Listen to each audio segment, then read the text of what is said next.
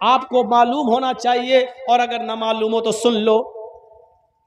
सुल्तान डाकू को, इसी हिंदुस्तान में एक डाकू गुजरा, सुल्तान डाकू को जब फांसी के तख्ते पे लटकाया जा रहा था तो उससे पूछा जा रहा था कि बताओ तुम्हारी आखिरी ख्वाहिश क्या है, तुम्हारी आखिरी तमन्ना क्या है। जवाब दिया सुल्तान डाकू ने कि मेरी आखिरी तमन्ना यह है कि मेरी मां को मेरे सामने खड़ा कर दिया जाए, और जब मुझे फांसी दी जाए तो उस वक्त मेरी मां मुझे अपनी आंखों से फांसी पर लटकता हुआ देखे। उसकी ये ख्वाहिश पूरी की गई। मां ने बहुत मना किया कि मैं अपने बेटे को फांसी पे लटकता हुआ नहीं देख सकता। कहा मां, अगर तेरे बेटे की ख्वाहिश ये है तो तुझे अपने बेटे की ख्वाहिश पूरी करना चाहिए। मां सामने आ गई। कहा बेटे, तुझे फांसी दी जा रही है और तूने ये शर्त लगा दी कि मेरी मां मुझे देखे। मां अपने बच्चे के हाथ में पैर में खरोंच बर्दाश्त नहीं करती है, फांसी कैसे बर्दाश्त कर लेगी। क्यों तू मुझे जीते जी मारने के लिए अपने सामने खड़ा कर दिया। उसने कहा जल्लादो, आए जल्लाद, अब अगर कोई और ख्वाहिश मेरी पूरी कर सकते हो तो बताओ। कहा कोई और भी ख्वाहिश है? कहा एक और है। कहा क्या है? कहा कि मेरे साथ साथ अगर हो सके तो मेरी मां को भी फांसी दे दो। कहा ये क्या बात नहीं, जुर्म तुमने किया, मर्डर तुमने किए, कत्ल तुमने किए, चोरियां और डकैतियां तुमने डाली, और कह रहे हो फांसी मेरे साथ मेरी मां को भी दो। कहा हां, इसकी वजह यह है कि जब मेरी उम्र 5 साल की 6 साल की थी और मां ने मुझे 1 दिरहम देकर भेजा था दुकान पर और कहा था कि बेटे दुकान से 2 अंडे ले आओ। मैं 2 अंडे लेने के लिए जब दुकान पर गया तो मैंने दुकान से 2 अंडे ले लिए और पैसे देना मैं भूल गया। दुकानदार ने भी पैसे नहीं लिए, भूल गया, और मैं वो 2 अंडे लेकर जब मैं घर पे आया तो मैंने कहा मां, ये 2 अंडे भी मिल गए और पैसे भी बच गए। मां ने कहा क्या हुआ? कहा उसने मांगे नहीं, मैंने दिए नहीं। उसने पूछा पैसे, मैंने कहा दे दिए, वो समझा कि मिल गए, उसने मांगा नहीं। मां ने कहा शाबाश बेटा, ये मेरी मां है। उस दिन जब मेरी उम्र 5 साल की थी उसने मेरी पीठ थपथपाई, का बेटा इस गरीबी में तुमने मेरी कितनी अच्छी मदद की। उस दिन के बाद मेरी हिम्मत बढ़ गई। फिर मैं अंडे के बाद मुर्गी चोर बना, फिर बकरी चोर बना, फिर गाय और बैल चोर बना, फिर मैं और बड़ा चोर बना, फिर डाकू बना, फिर लोगों को मार मार कर माल लूटने लगा, फिर मैं मर्डर करने लगा, जो सामान नहीं देता उसका कत्ल कर देता। अगर उसी वक्त मेरी मां ने एक थप्पड़ मेरे चेहरे पे मारा होता और मेरी उंगली पकड़ कर ले जाकर उस दुकानदार के पास जाकर उसका पैसा दे दिया होता और कहती मेरी मां ये बच्चा भूल गया था या झूठ बोला था, ये पैसा तुमको नहीं दिया, तो आज मैं इतना बड़ा चोर नहीं बनता। मुझे इतना बड़ा चोर बनाने में, मुझे इतना बड़ा डाकू बनाने में मेरी मां का रोल है। आज मैं फांसी के तख्ते पे लटक रहा हूं। मां ये तुम्हारी देन है, मां ये तुम्हारी तरबियत है जिसकी वजह से मैं फांसी के फंदे पे लटक रहा हूं, आज तख्तेदार पे लटक रहा हूं। मां के पास अपने बेटे के इस सवाल का कोई जवाब नहीं था, लेकिन कानून कानून था, इसलिए सुल्तान डाकू को तख्तेदार पे लटका दिया गया और उसकी मां को उसके घर पहुंचा दिया गया।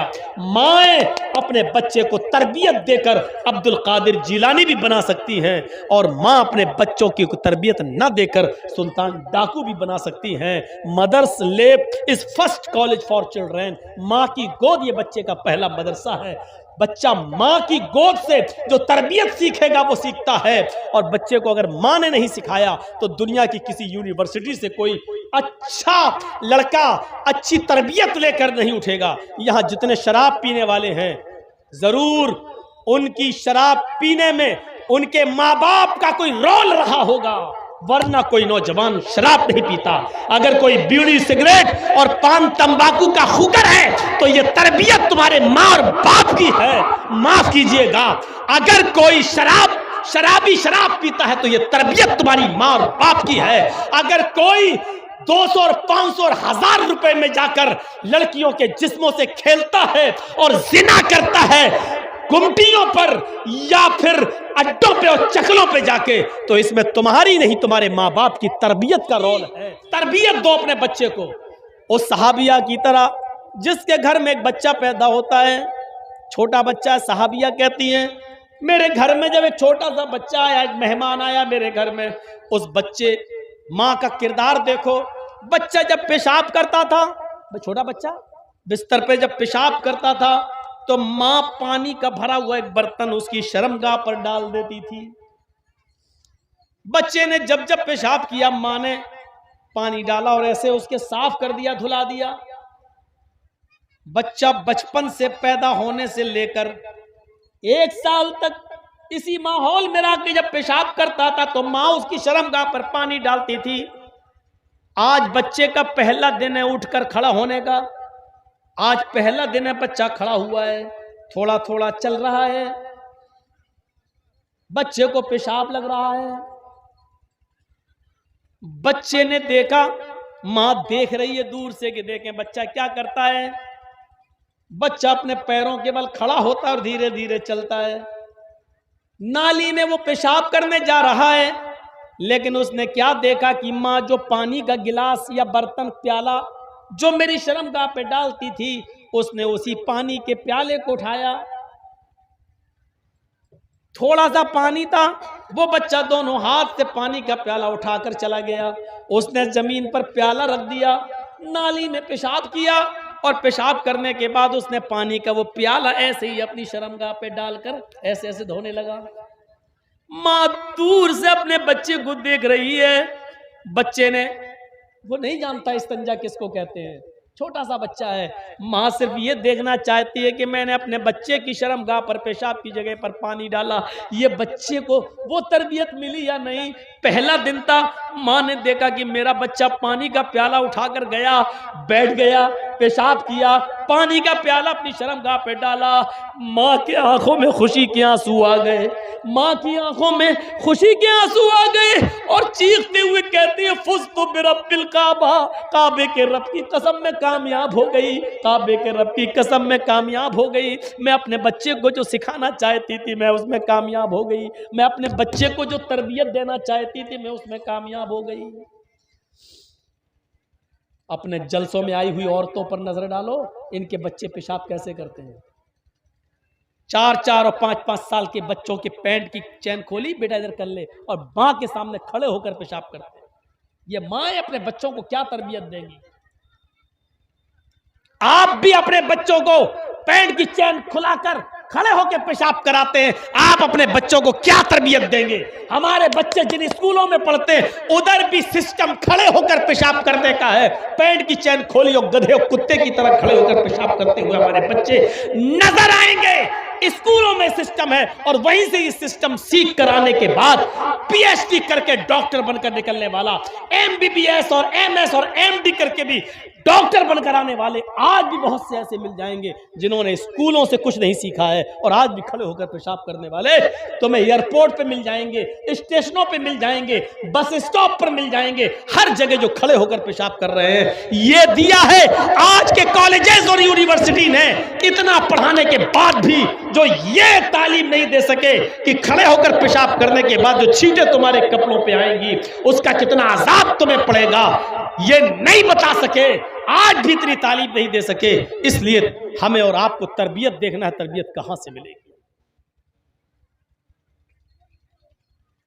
अब्दुल कादिर जीलानी बगदादी रहमतुल्लाह अलैह की तरफ नजर डालो, जिनको लोग आज बड़े पीर साहब का नाम देते हैं। 12 साल की उम्र में एक काफिले के साथ गए, मां ने इनको 40 अशरफियां दी और कुर्ते के दामन में सिल दी और फरमाया बेटे हालात चाहे कितने खराब हो कभी झूठ मत बोलना। अब्दुल कादिर जिलानी 12 साल की उम्र में काफिले के साथ जा रहे हैं। रास्ते में चोरों ने, डाकुओं ने पूरा काफिला लूट लिया, सबका सामान लूट लिया। लूटते हुए इस बच्चे के पास आए। ए जी जी, तेरे पास भी कुछ है? 12 साल का बच्चा। हाँ है। क्या है? का 40 अशरफी। 40? हाँ, कहाँ है? कुर्ते के दामन में। ये उसको खोला, जो सुई से सिला हुआ था उसके धागे को काटा उन चोरों ने, फाड़ा, देखा 40 अशरफी। कहा बेटा, इतनी महफूज जगह पर इसको सिल दिया था तुम्हारी मां ने, तुमने मुझे बता क्यों दिया? मैं तो यहां तक जांच ही नहीं कर पाता, मैं तो यहां तक पहुंच ही नहीं पाता, और जब ये बाल छुपा था तो तुमने क्यों बता दिया हमें? फरमाया कि मेरी मां ने मुझे चलते वक्त नसीहत की थी कि बेटे, हालात चाहे कितने खराब हो लेकिन कभी झूठ मत बोलना। मैंने अपनी मां का कहना माना है। आप इनको लेना चाहें ले ले, लेकिन मैं अपनी मां की नाफरमानी नहीं कर सकता। इस बात का चोरों पर इतना गहरा असर हुआ, इतना गहरा असर हुआ कि उन तमाम चोरों ने अपने सरदार को बुलाया और तमाम डाकुओं को इकट्ठा करके पूरी बात बताई। जब पूरी बात बताई तो उन चोरों ने कहा कि ये बच्चा अपने माँ की इतनी बात मानता है, अपने माँ का इतना कहना मानता है, और हमारी तो पूरी की पूरी जिंदगी, हमारी तो पूरी की पूरी जिंदगी चोरी में गुजर गई, डकैती में गुजर गई, हमारी पूरी की पूरी जिंदगी जो है गुनाहों के कामों में, शराब नोशी में और डाकू में और डाका जनी के अंदर गुजर गई। हमारा क्या होना चाहिए? हमारा अल्लाह क्या अज़ाब होगा? ये सारी बातें उन चोरों ने आपस में की और फिर कहा कि सबका सामान लूटा हुआ वापस कर दो और अल्लाह ताला से आज ही तौबा करो। चोरों ने उसी दिन तौबा की, सबका लूटा हुआ सामान वापस कर दिया और कहा यह बच्चा जब इतनी बात मानता अपनी माँ का, और हमें अपने रब की नाफरमानी करने से फुर्सत नहीं मिलती। सब चोरों का ने सामान लौटा दिया। इस एक बच्चे के सच बोलने की वजह से सबका सामान मिल गया और उन चोरों को, उन डाकुओं को हिदायत भी मिल गई। माएँ इस तरीके से तरबियत दिया करती थी अपनी औलाद को। शायद आपको मालूम ना हो, आपको इसी बिहार का एक वाकया बताता हूं, आपकी सरजमीन का वाकया बताता हूं, और ये वाकया पटना की सरजमीन का बतलाता हूं। आज से कोई तकरीबन 20-22 साल पहले की बात मैं आपके सामने रखता हूं। एक बहुत ही गरीब धोबी, कपड़ा धुलने वाला, जो दूसरों के कपड़े धुल धुल कर पैसा कमाता था और अपने घर का गुजर बसर करता था। लेकिन उसने अपने बच्चे को अच्छी तालीम देने के सिलसिले में, अपने बच्चे को पढ़ाने लिखाने के चक्कर में उसने अपने दिन रात एक कर दिया और अपने छोटे से बच्चे का नाम पटना के कॉन्वेंट स्कूल में लिखा दिया। बच्चा धीरे धीरे पढ़ता गया और अच्छी तालीम हासिल करने के बाद उसने किसी तरीके से इंटर कर लिया। English medium school, convent school से पढ़ने के बाद, चूंकि वो धोबी एक मिनिस्टर के कपड़े भी धोता था, इसलिए मिनिस्टर से उसके किसी तरीके से अच्छे ताल्लुकात हो गए और उसने मिनिस्टर से सिफारिश करके अपने बच्चे की आला तालीम के लिए गुजारिश करके उसको लंदन भिजवा दिया। मोहल्ले में बड़ा शौक था, खुश था, एक धोबी का बेटा, वाह धोबी की किस्मत देखो। धोबी ने क्या अपने बच्चे को पढ़ाया, धोबी का बेटा तो आज लंदन में ऑक्सफोर्ड यूनिवर्सिटी में पढ़ रहा है। ये बेटा 4 साल के लिए लंदन चला गया। उस जमाने में मोबाइल नहीं थे, उस जमाने में टेलीफोन ये रिसीवर वाले थे या लेटर। 1 साल, 3 साल, 3.5 साल मुकम्मल करने के बाद बेटे ने एक लेटर लिखा अपने बाप को, पिताजी बहुत अच्छी पढ़ाई चल रही है हमारे यहां और आप हमारी तरफ से चिंता करना छोड़ दीजिए। मैंने यहां इंग्लिश में ये डिग्री ले ली है और मैंने यहां अपने मिजाज से अपनी आदत से मेल खाने वाली एक क्रिश्चियन लड़की से शादी भी कर ली है। बाप को धक्का लगा, लेकिन सोचा कि ये बेटे की पर्सनल जिंदगी है, चलो शादी कर ली, कोई बात नहीं। उसको उसके मिजाज के मुताबिक लड़की मिल गई, अच्छी बात है। पूरे 4 साल करने के बाद बेटे ने अपने बाप को लेटर लिखा कि पिताजी मैं फला फला दिन दिल्ली उतरूंगा और फिर दिल्ली से फला फला ट्रेन से मैं पटना की स्टेशन पर उतरूंगा, आप मुझे लेने के लिए आ जाना। इस 4 साल की जिंदगी में बहुत कुछ बदल चुका था। बाप अभी भी धोबी था, लोगों के कपड़े धुलकर अपने घर का खर्चा चलाना उसकी आदत थी। पता चला कि आज मेरा बेटा दिल्ली उतर गया और ट्रेन पर बैठकर कल आएगा। बाप अपने ही हुलिये में चंद लोगों को लेकर स्टेशन पहुंचता है। इन ईसाई मिशनरियों ने क्या दिया और कॉन्वेंट स्कूलों ने क्या दिया वो मैं बतला रहा हूं आपको, बुरा लग रहा होगा आपको, लेकिन सुनिए यह हकीकत है। मदरसों से नफरत करोगे तो ये दिन देखना पड़ेंगे। ट्रेन आती है, एक कोच से लड़का निकलता है और उसकी क्रिश्चियन बीवी भी निकलती है जो भी हिंदी से नावाकिफ है, जो बिल्कुल हिंदी नहीं जानती है। पटना की रेलवे स्टेशन पर ये लोग उतरते हैं,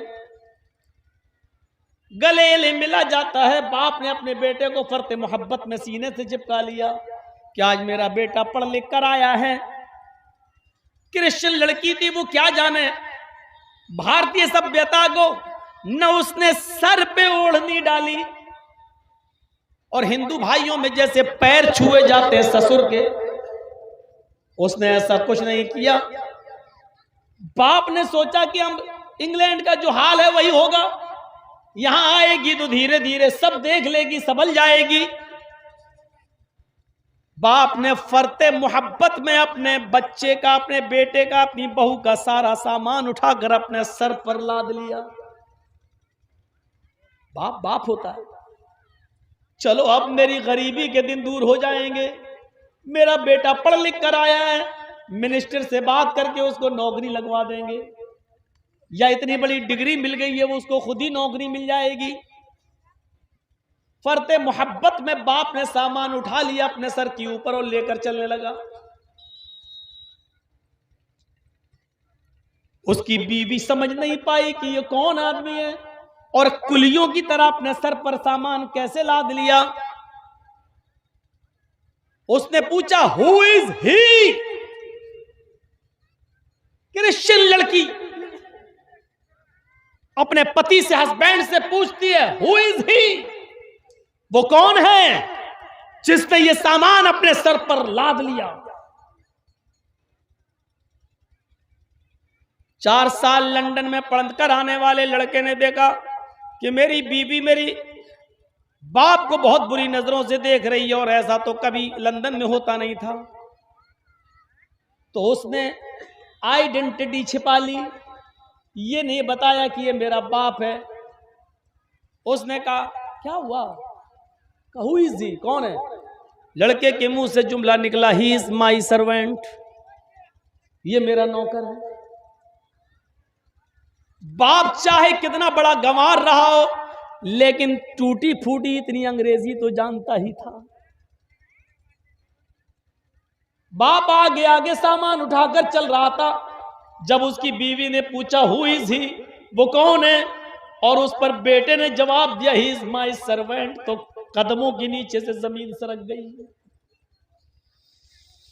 दिल को चोट लगी।